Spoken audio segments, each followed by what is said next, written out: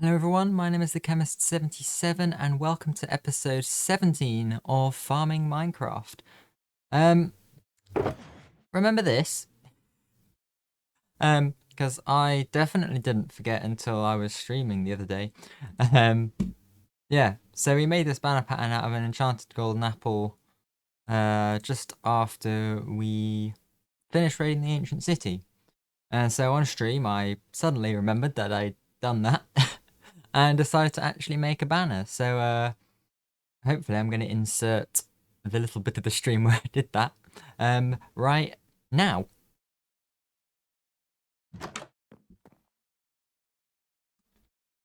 So,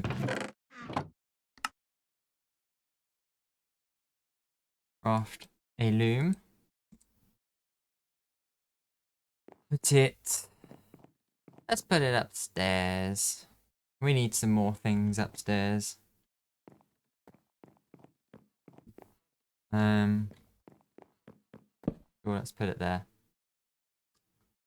Now, if we put this in the loom, you can see we get the thing. Not Fantastic Four the thing. No, this is that's just what the banner pattern's called. It's actually the Mojang logo. And as you can see there, it doesn't get used up, which is really nice because it took a notch apple to craft. Now, the thing we are going to do now, after that, is take our shield and just like that, we have a banner. On our shield, we have the Mojang logo on our shield. It's very nice. It is completely the wrong colours, but I'm doing it in my channel colours because I can. And none of you can stop me if you find it annoying. Okay, yeah. So I actually remembered that was a thing, and you might have just noticed down in the bottom right of my inventory, I have now got it on my shield in my lovely channel black and sky blue colours. So yeah, that happened. Definitely didn't forget that. But today I'm going to be doing villager stuff. Yay. So I'm going to be making a nether mob switch. And as you can see by the rails just outside there, I have already made a start on villager movement stuff. So if we fly through to the nether, I'm going to need my minecart. Actually, no, I'm not going to do that yet. So basically I need 70 villagers. Now I've got most of them. I think I just need one or two more. So we're going to send this dude off over here. Grab the minecart. And if we hop back through, you'll be able to see just how I've been moving the villagers. So this guy's come out here, pop the minecart down, and off he goes. And we've just got a little system here to drop him into this cage. Now what I've got here is a counter. So every time the minecart comes over, hang on. Let's turn those sounds down a bit. That's better. So every time the minecart comes round here, it'll drop the villager off. I'll go over this detector rail, which will spit an item out of here into here. And as you can see, I've popped 70 through it. I'm just going to do another one though, just in case I've miscounted. I did the first little bit of this on stream. I just finished most of the rest of it off camera. But yeah, so there's the odd minecart got through without a villager in it. So I'm hoping that I haven't miscalculated the dropper. So I'm just going to put an extra one through just in case. Yeah, with mob switches, it doesn't matter if you've got more than 70. It does matter if you have less. Like that. So basically, all I got to do is get these as far away from here as possible because these villagers, they're not going to be like the ones that we have in our spawn chunks where we're going to zombify and cure them and zombify and cure them. turn it on and off, we're going to use chunk loading to do this. So I briefly mentioned it last episode with the gravity block duper, and I'll explain a bit more later. But for now, all I need to do is transport these basically as far as I can get them in that direction, trade with them, and then zombify them. Which of course does mean I need a zombie, but I'll cross that bridge when I come to it. So for now, I can get rid of all of this, gather up all my rails, and I guess just build one massive rail line out that way. Okay, so I went ahead and got most things ready, just in terms of setup. So this rail line here just goes straight to the villagers. Can't see them because we've come quite a way, about 700 blocks, I think, looking at the coordinates. And what we've got here is a glass box and a currently unlit nether portal. Now this glass box is a very particular glass box because if I turn on chunk borders, it fills in exactly 1 chunk. And if we count over 1, 2, 3, this portal is 3 chunks over. Now that is to do with how entities going through nether portals load chunks. So when an entity goes through another portal, so that's like a player or an item or a minecart, it will load an area of chunks around the portal. So obviously it loads this central chunk, and then this 3x3 that I'm moving around now, just in free camera, this will process entities. So they'll move about, villagers will chat with each other and etc. The next row of chunks out, this 5x5 area, this is redstone loading chunks. So any redstone will work within these. And then if we go one other chunk out to where this glass box is, these are lazy chunks. And what will happen is if there is a mob here, the game will load the mob, but it won't process its AI. Which is why we're using this here to keep all our zombie villagers, because it means we're not going to have 70 zombie villagers causing loads of lag. Which it's not so much of a problem in the spawn chunks because of how we've got our villagers set up in their single block cells and the magma blocks to stop their pathfinding AI. But because we're just going to have them all together in a big box, this is going to be quite important just to help keep the world a little less laggy when it's turned on. So what I have to do now is build a chunk loader and light this nether portal. So I'm going to use the same chunk loader that I used for the gravity block duper, designed by Almango. What am I after? Flint and steel. Here we go. And so if I light this portal and go through it, I'll find out where this leads up to. And I'm not going to bother just flying around back to the overworld and linking up properly. I'm just going to build one as close as possible. And it is nighttime. Let's have a quick sleep. I am actually going to need it to be nighttime in a minute because I'm going to get the zombie through here. But for whilst I'm setting up the chunk loader, I am just going to leave it here. Actually, one thing I will do though is I will make sure the coordinates are the same, just so I know where the item is going to pop out through the portal. So I'm going to get this portal chunk loader set up quickly and get back to you. And there we go. So that is the chunk loader. There's just the same thing on the other side, minus the lever here. This is our on-off switch, so we just click that. And you'll just about see, if I turn on hitboxes, it'll be a bit easier. There you go. The item popping through. And then we just turn that lever on to turn the chunk loader off. So that will turn our mob switch on and off. There is just one last little thing that I want to do. And that is hook up this to our little compass array that we've got.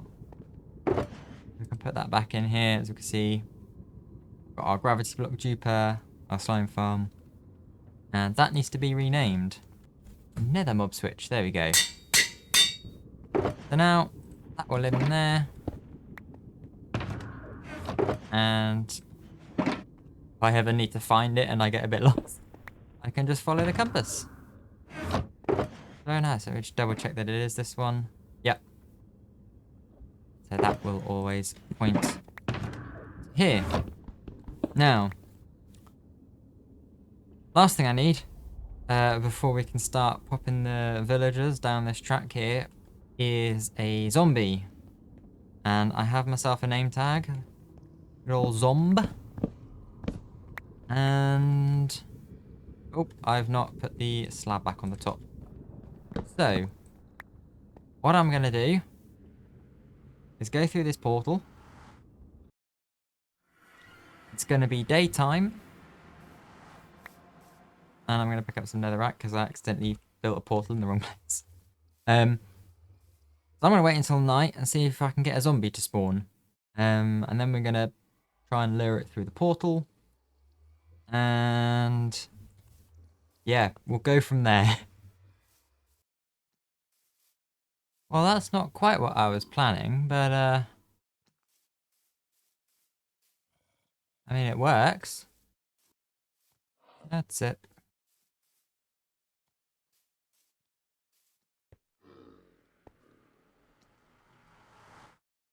Okay. One zombie in the nether. Actually, a zombie villager.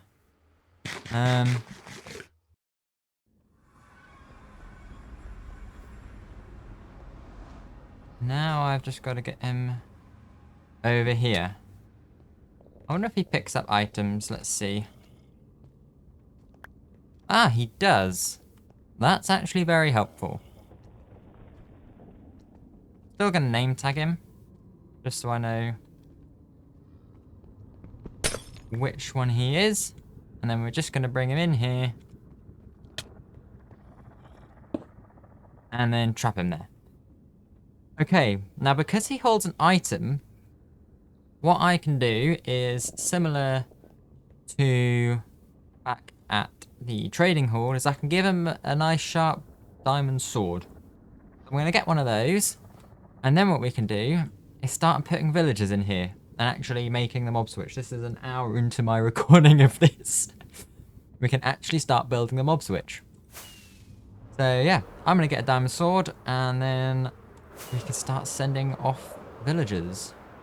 Actually, one thing I do need as well is some more wood, because we're going to use stick trades to make them persistent. Okay, 1 sharpness 5 diamond sword and nearly 5 stacks of logs obtained. All I've got to do now is pick up a villager. So I've got a few spare rails here. Let's pop a torch down so people can see. And I'm hoping all I should need to do is first of all get a minecart. There we go. And then just if I elytra under here, there we go.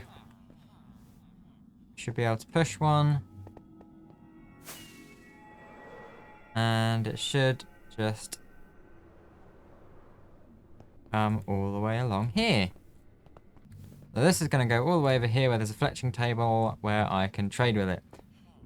Okay, so there's our zombie villager. So let's give him this first. There he goes. And we're going to stay well clear of that.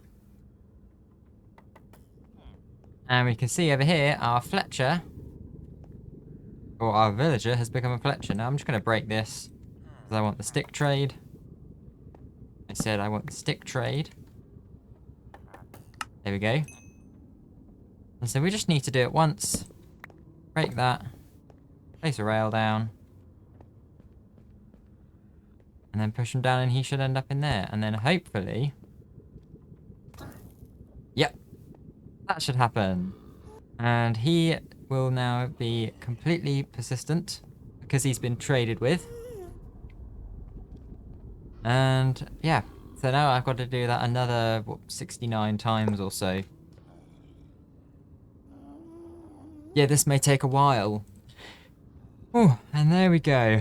That is 70 zombified villagers in a pen. It's actually a little bit more than 70 because you can see one just here. A couple of them accidentally picked up items, and that is why I'm not getting rid of any of this stuff here. Because if they pick an item up, they then don't count towards the mob cap, like if you name tag them. So all of this is now here permanently. You're wondering what this little line of trap blocks and then trapdoors is. Basically, I used to have the minecart come underneath here, eject off this, and then just come back out. And what ended up happening was they'd come in here with the villager, eject it out, and then they'd pick up another zombified villager. And then it'd come out here, and then I'd accidentally push it back around this way, and all the zombified villagers would get ejected out here. So I had a load of zombified villagers chasing me around here, so I had to like run up and yeah. That's why those trapdoors are there. I had to get them to fall back in. But yeah, so I'm gonna leave this here. That's probably something else to keep in mind if you do this yourself. Just try and make sure that none of them are able to pick up items. Otherwise it won't work. Now I have carpet mod installed. I'll add a link to it with the rest of my mods in my channel description.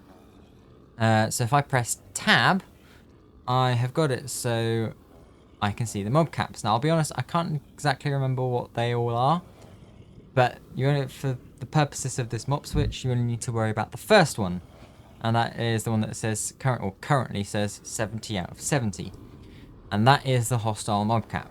So as you can see, we have 70 out of 70. Now how can we confirm that all 70 mobs are in this pen?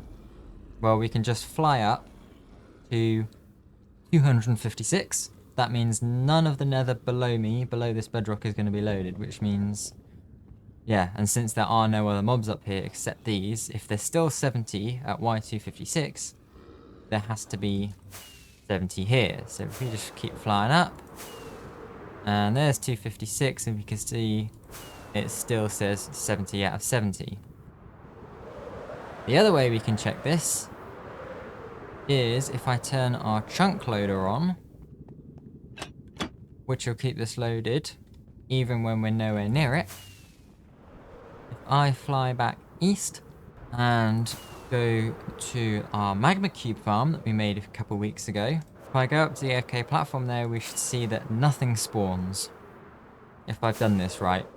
Here we go, up on the platform, and if I just come down in free cam, we can see there are no magma cubes spawning in here whatsoever. Now, why have I built another mob switch? Well, probably the best use for this nether mob switch is going to be for building a wither skeleton farm. I have finalized the design that I want to make for it, and I have a location on this world. It's